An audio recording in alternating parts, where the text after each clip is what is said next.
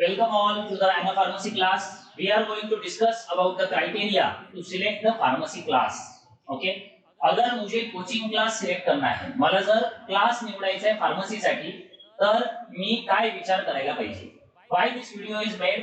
Because फार्मसीचं education किंवा कोणत्याही ग्रॅज्युएशनचं एज्युकेशन आणि 11वी 12वीचं शिक्षण याच्यामध्ये जमीन आसमानचं अंतर आहे, फरक आहे. ओके. म्हणून बाकीच्या एक्झाम साठी क्लास निवडणे आणि फार्मसीसाठी क्लास निवडणे याच्यामध्ये पण क्रायटेरिया मध्ये थोडासा फरक आहे. काय फरक आहे? I will show. ठीक. This is the main criteria. Check whether your concepts are clarified. तुम्हाला समजलं पाहिजे. Understanding is the most important thing. क्योंकि आपका ग्रेजुएशन लेवल पे जो एग्जाम होगा, फार्मसी मध्ये जो एग्जाम होणार त्या सगळ्या ऍप्टिट्यूड एग्जाम आहे. ऍप्टिट्यूड शब्दाचा अर्थ होतो विचार क्षमता, आकलन क्षमता चेक केली जाते तुमची. म्हणून एखादा विषय तुम्हाला समजतो की नाही ते लेक्चर ऐकल्यानंतर हे खूप महत्त्वाचं आहे.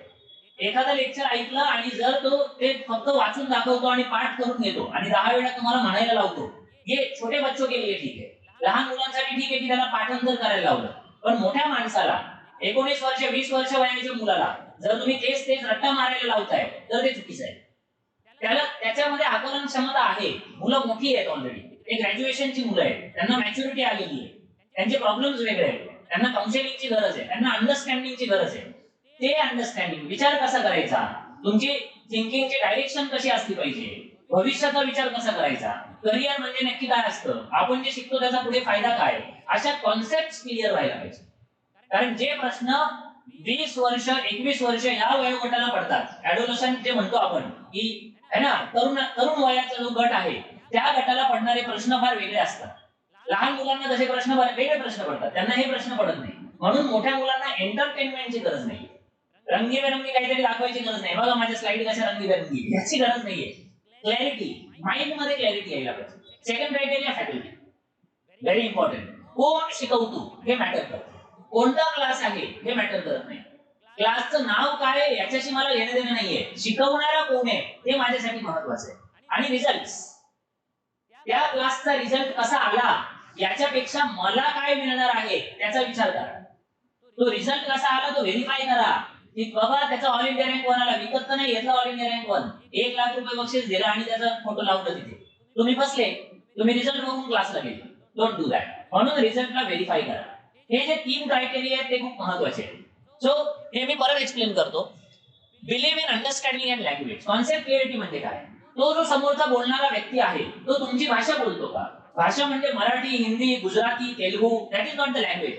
Language in the sense can the faculty match to your frequency. 10 minute वो बात करने के बाद आपको मोटिवेटेड फील होता है कि डिप्रेस्ड फील होता है? वो खूप कोचिंग क्लासेस तुम्हाला टेंशन देतात, तुम्हाला पॅनिक करून टाकतात, घाबरवतात. ऐसा करो, ऐसा करो, ये करो, नाही तो काही खरं नाही तुमचं. गेले तुम्ही मग कामातून, है ना? तुम्हाला क्लास लावायलाच लागेल आता. असं जर त्या फॅकल्टीने मुलाला घाबरवलं तर झालं, त्याचा कॉन्फिडन्स डाऊन होतो. आय ऑलवेज से मार्क्स कितना बड़ा उससे अच्छा कॉन्फिडेंस बढ़ा के नहीं इंपॉर्टेंट. आप बोलेंगे सर कॉन्फिडेंस बढ़ा के क्या करे, कॉन्फिडेंस काय लोणचं घालायचं, मार्क पडले पाहिजे आम्हाला ऍडमिशन चांगल्या ठिकाणी पाहिजे. एक गोष्ट लक्षात घ्या, ऍडमिशन घेऊन डिग्री मिळणार आहे. डिग्री मिळून जॉब मिळत नाही, कॉन्फिडन्स बघून जॉब मिळतो. म्हणून असा क्लास जॉईन करायचा जिथे तुम्हाला 4 गोष्टी शिकायला मिळतील. मग शिकल्यावर मार्क तर आपोआपच मिळणार आहे. असं कसं काय होईल की चांगलं शिकलो आणि मार्कच मिळाले नाही? म्हणून तुम्ही मार्कांच्या मागे लागू नका. तुम्ही कॉन्सेप्ट क्लिअर करायच्या मागे लागा. आणि त्याच्यासाठी त्याची लँग्वेज महत्त्वाची. लँग्वेज म्हणजे तो बुक मध्ये दिले तसंच वाचून दाखवलं तर संपला विषय. तो तुम्हाला नोट्स छापून देतो आणि मग तो म्हणतो मी नोट्स छापून देणार आणि सांगणार चला हे पाठ आणि उद्या या आणि सॉल्व्ह करा एमसीक्यू. अरे आम्ही पाठ करायला थोडे आलो इथे, आम्ही शिकायला आलो. शिकणं म्हणजे काय हे आधी समजून घ्या. तुम्हाला अंडरस्टँडिंग व्हायला पाहिजे, एक्सप्लेनेशन प्रॉपर व्हायला पाहिजे. राईट. आता जी फॅकल्टी आहे त्याची ओनरशिप पाहिजे क्लासमध्ये. That is very important. खूप जणांना हा अनुभव येतो की ऑनलाईन क्लास लावले आणि मग मध्येच ते बंद पडले, मग तो सर कुठे राहतो आपल्याला माहित नाही. 4 महिने झाले की फॅकल्टी सोडून जाते. हा मोठ्या ब्रँडचा पण प्रॉब्लेम आहे आणि बऱ्याच जणांना हा अनुभव आलेला आहे. सोपं आहे एकदम. जर फॅकल्टीच ओनर असेल क्लासची, ही स्वतः फॅकल्टी तुमच्याशी बोलते. तुम्ही म्हणाल सर फॅकल्टी तर बिझी असते ना, ती कशी काय बोलेल? एवढं बिझी कोणी नसतं. ते कमीत कमी 5 मिनिटं 2 मिनिटं वेळ प्रत्येकाला मिळतो. हा प्रत्येक वेळी तुम्हाला कोणी एंटरटेन करणार नाही, पण सुरुवातीला 2 मिनिटं नक्कीच फॅकल्टी तुमच्याशी बोलली पाहिजे, राईट. एक्सप्लेनेशनची स्टाईल महत्वाची आहे. डाऊट सॉल्व्हिंग सपोर्ट असायला पाहिजे. म्हणजे मला वेगवेगळे प्रश्न पडतात, मी परत सांगतो, तरुण वयातल्या मुलांना असं नाही की अभ्यासाचेच प्रश्न पडतात, त्यांना जे काही प्रश्न पडतात शिक्षक या नात्याने त्यांना समजून घेतलं गेलं पाहिजे आणि त्यांच्याशी टोन ट्यून मॅच झाली पाहिजे. त्याच्यानंतर एक्सपिरियन्स, इंडस्ट्रीचा अनुभव आहे का, कुठे काही काम केलंय का, बाहेर काय चालू आहे ते त्यांना सांगितलं जातं का, की नाही तर जुनं घोडं नाचवायचं 2010 मध्ये जे होतं तेच 2020 मध्ये शिकवतो, तेच 2025 मध्ये पण शिकवतो. असं केलं तर कसं काय मुलं शिकणार आहेत. बाहेर काय डेव्हलपमेंट चालली ते त्याच्या बोलण्यातून यायला पाहिजे. सो बेसिकली फॅकल्टीची पर्सनॅलिटी कशी असायला पाहिजे, दॅट इज व्हेरी इम्पॉर्टंट. आणि त्या क्लासमध्ये जर फॅकल्टी ओनर असेल स्वतः, तर मात्र तो पडून जात नाही, कारण तो त्याला बांधील असतो, है ना. म्हणून मोठ्या मोठ्या ब्रँडचे जे क्लास असतात की जे तुम्हाला सोशल मीडियावर मोठे मोठे दिसतात, बरोबर आहे, तुम्ही म्हणाल सर तुम्ही पण सोशल मीडियावर मोठे मोठे दिसताय, ठीक आहे, पण माझ्याबद्दल पण तुम्ही हे सगळं व्हेरीफाय करून घ्या. That is very important. तुम्हाला लगेच कळतं हा आपल्या भागातला आहे का, हा बोलतो कसा, आधीच्या स्टुडंटचे याच्याबद्दलचं मत काय. आणि रिझल्ट, ऍडव्हर्टाइजमेंटवर विश्वास ठेवायचा नाही. सिंपल, लहान पोरगं पण सांगेल, advertisement is a tool of business. Advertisement करता है कोई सेलिब्रिटी, उसका एडवर्टाइजमेंट कर रहा है किसी क्लास का, अरे आप ये सवाल पूछो कि वो सेलिब्रिटी ने कुछ पैसा लिया होगा, फ्री में थोड़ी ना एडवर्टाइजमेंट करेगा, तो वो जो पैसा लिया है वो कहां से निकाला, आपकी जेब में से निकाला. म्हणून ज्या क्लासची एडवर्टाइजमेंट मोठी तो क्लास लावायची गरज नाही. 18 साल से कोचिंग इंडस्ट्री में हूं मैं, 18 साल से 18 वर्षापासून मी क्लास चालवतो, अजूनही मी मोठे मोठे बॅनर कुठे लावलेले नाही. फक्त तुम्हाला माझ्या ऑफिसचा रस्ता कळायला पाहिजे म्हणून माझा बॅनर आहे, बाकी मी कुठेच ऍडव्हर्टाइजमेंटवर खर्च केलेला नाही. तो करायची गरज नाहीये. खर्च करायचा असेल तर पुस्तकांवर केला पाहिजे, खर्च करायचा असेल तर अभ्यासावर केला पाहिजे, ज्याचा मुलांना डायरेक्ट बेनिफिट मिळतो, बरोबर आहे. आता प्रिव्हियस स्टुडंटचे रँक आणि स्कोर, जर एखाद्याचा रँक आला, मी त्याची मुलाखत घेतली आणि माझ्या युट्यूब चॅनलवर टाकली, तुम्ही बघायला पाहिजे दरवर्षी बाबा याचा ऑल इंडिया रँक 1 कसा येतो, नक्की काय मॅजिक आहे, असं कसं काय होईल. हे तुम्ही माणूस आहे ना, दरवर्षी कसं काय ऑल इंडिया रँक 1 एकाच क्लासचा येऊ शकतो, असं तर नाही होत ना, की ज्याचा कोणाचा ऑल इंडिया रँक 1 येतो त्याला ट्रॉफी द्यायची, त्याला मोठं मोठं बक्षीस द्यायचं, त्याला 1 लाख रुपये 2 लाख रुपये डिक्लेअर करायचे, त्याचा सत्कार करायचा, आई वडिलांनाही हार घालायचा, म्हणजे सगळे खुश. आता लोकांना तर असंच वाटतं की अरे यांनी सत्कार केला म्हणजे यांचा स्टुडंट दिसतो हा, आणि ते पाहून तुम्ही तिकडे क्लास लावता, आणि 2 महिने झाले की तुम्हाला कळतं तो काय बोलतोय कळत नाही. काय बोलतो म्हणजे तो जे काय बोलतो हिंदीत बोलेल, मराठीत बोलेल, गुजरातीत बोलेल, पण तो काय बोलतो म्हणजे अंडरस्टँडिंग होत नाहीये, कॉन्सेप्ट क्लिअर होत नाहीये, शिकायला मिळत नाहीये, बरोबर. आणि सक्सेस रेट, की आमचा सक्सेस रेट एवढा आहे, आमचा सक्सेस रेट तेवढा आहे. अरे सक्सेस रेट असा आकड्यांमध्ये दिसत नाही, प्रत्येक मुलाची इम्प्रूव्हमेंट वेगळी असते.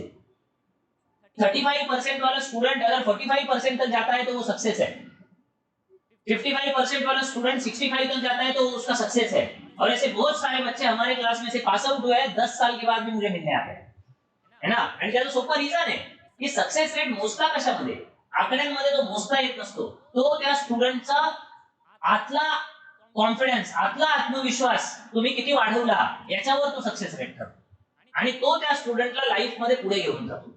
म्हणून या अशा गोष्टींवर जास्त विश्वास ठेवू नका. हे 11वी 12वीला ठीक आहे, पण इथे हे अजिबात लागू होत नाही, कारण फार्मसीमध्ये अंडरस्टँडिंग महत्वाचं आहे. मी परत सांगतो, तुम्हाला कधीतरी पोटा पाण्यासाठी इंडस्ट्रीमध्ये जाऊन जॉब करायचा, फक्त मार्क नाही पाडायचे, फिजिक्स मध्ये एवढे, बायोलॉजी मध्ये एवढे, केमिस्ट्री मध्ये एवढे, असं नाहीये. फार्मसीमध्ये त्याचा काहीतरी उपयोग झाला पाहिजे, पुढे इंडस्ट्रीत जाऊन काम करता आलं पाहिजे. आणि टेस्टिमोनियल, स्टुडंटचा फोटो असतो आणि मग तो सांगतो इनका टेस्ट सीरीज काफी यूजफुल था, आप भी यूज करो. अरे सच में यूजफुल था क्या? वो टेस्टिमोनियल तो पैसे से भी खरीदा जा सकता है. That's why look at the faculty, get the free demo, and concept clarity होता है कि नहीं, इसको कंफर्म करो. So first 2 criteria are very important. Result के पीछे मत भागो, वो अपने आप आएगा. Result is the by product of hard work and smart work. चांगला अभ्यास केला की रिझल्ट का नाही येणार, तो ऑटोमॅटिक येणार. म्हणून ते नका बघू. तुम्ही काय बघायला पाहिजे, कन्सेप्ट क्लॅरिटी आणि फॅकल्टी ओनरशिप. कोणाचा तरी ऑल इंडिया रँक पण आला म्हणून माझाही यावा हा हट्ट चुकीचा आहे. अरे आला असेल कोणाचा तरी, मग माझा नाही येणार, पण मी जर क्लास लावला नाही माझा 100 येणार. क्लास लावला तर माझा 70 येईल. Very good. 100 वरून आपण 70 रँक वर आलो, फॅन्टास्टिक. माझे मार्क वाढतायत. That is your success. Okay. Minor criteria, खूप लोक हे विचारतात किंवा बघतात तुमची कितीची बॅच आहे, 20 मुलांची की 30 मुलांची. जर शिक्षक चांगला असेल तर काहीच फरक पड़त नहीं किती मुलांची बॅच है ना। इंडिया का फाइनल का क्रिकेट मैच चल रहा है तो ये इंपॉर्टेंट नहीं है कि कितने करोड़ लोग मैच लाइव देख रहे हैं, everyone is enjoying. You can not say कि नहीं नहीं इतना स्टेडियम भरा है तो मेरे को मजा ही नहीं आ रहा है करके, अरे ऐसे थोड़ी ना चलता है। 20 लोग सुन रहे हैं कि 50, आप 50 लोग सुन रहे हैं, दैट इज नॉट इंपॉर्टेंट। आप बोलेंगे नहीं सर बैच साइज में ना तो क्वेश्चन पूछने को इजी होता है, see that is important at school level, but now you are matured enough, you can write the messages, you can search on internet, so that can be done very easily। Study material and test ये कोई rare बात है नहीं। बहुत class वाले बोलते हैं मैं आपको इतना इतना स्टडी मटेरियल देता हूं, आणि लोणचं घालायचं तर करतो काय स्टडी मटेरियल घेऊन, असे कितीतरी स्टडी मटेरियल 11वी 12वीला आणून मी टाकलेत घरी, करायचं काय त्याचं, वाचायला वेळ पाहिजे, अंडरस्टँडिंग शिकवणं काहीतरी, that is more important. Lot of study material is available on internet, lot of practice tests are available, isn't it? So that ते काही कौतुकाची गोष्ट नाही। नंबर ऑफ फैकल्टी, हमारे पास इतना फैकल्टी है, 10 फैकल्टी है, 12 फैकल्टी है, एक ना धड 12 वर्षीं द्या, 2च लोक असू द्या, 3च लोक असू द्या, चांगले शिकवणारे पाहिजे, that is important, right? And location and time, आजच्या काळात लोकेशन टाइमला काही जास्त महत्व राहिलेलं नाही।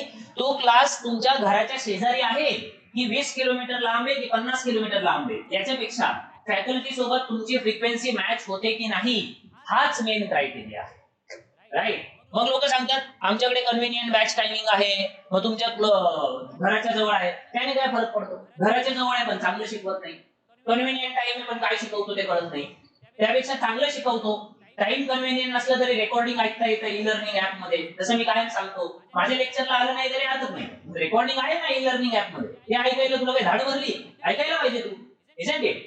असं जर तुम्ही विचार केला तर हाच मेन क्रायटेरिया ठरतो की रिझल्ट व्हेरीफाय करा, मुलाला समजतं की नाही, त्याची कन्सेप्ट क्लियर होते की नाही, स्टूडेंट को समझना चाहिए, आणि faculty ownership is very important, बरोबर? म्हणजे मग ती कमिटमेंट असते आणि तुमची फसवणूक होत नाही।